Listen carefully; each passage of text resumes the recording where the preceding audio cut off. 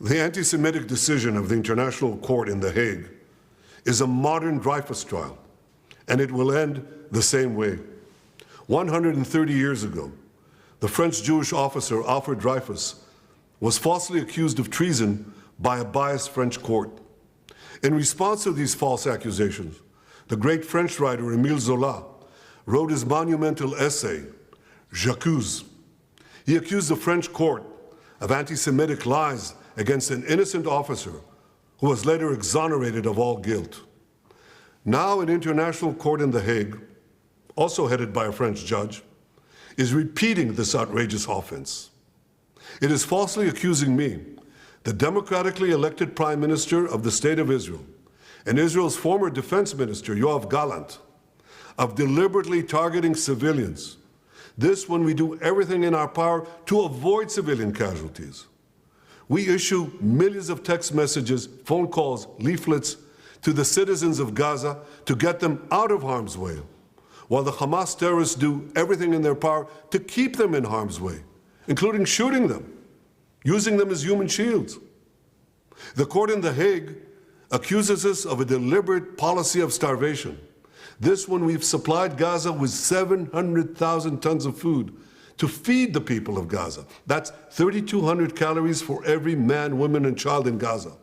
And these supplies are routinely looted by Hamas terrorists who deprive their people of much-needed food. Yet just in the last few weeks, Israel facilitated the vaccination of 97% of the people of Gaza against polio. This doesn't prevent the court of accusing us of genocide. What in God's name are they talking about in The Hague? The truth is simple.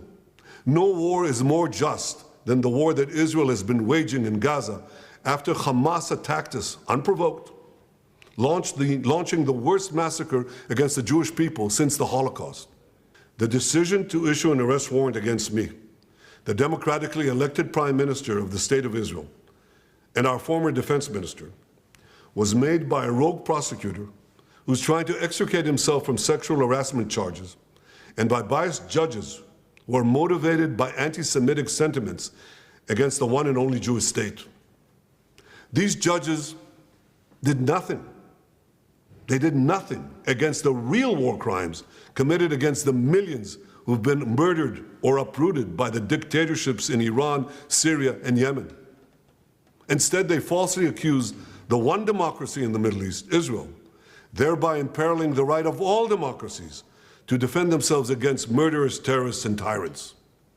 Nor did the court do anything against the Hamas terrorists who raped our women, beheaded our men, burned babies alive in front of their parents, and kidnapped hundreds of men, women, and children to the underground dungeons of Gaza. They're still holding 101 hostages, citizens of many lands, including the United States. Come to think of it, the court did issue one arrest warrant against Hamas. Now hear this. They issued an arrest warrant against the corpse of the Hamas arch-terrorist Mohammed Deif. His corpse. What an absurdity. No biased anti-Israel decision in The Hague will prevent the State of Israel from defending its citizens. And I want to thank our many friends around the world, especially those in the United States, who've condemned this outrage and who have said that this decision will have severe consequences for the ICC and those who cooperate with its decision. Israel will not recognize the validity of this decision. We will continue to do everything we must do to defend our citizens and defend our state against Iran's axis of terror, Iran and its terrorist proxies, which include Hamas, Hezbollah, the Houthis, and others.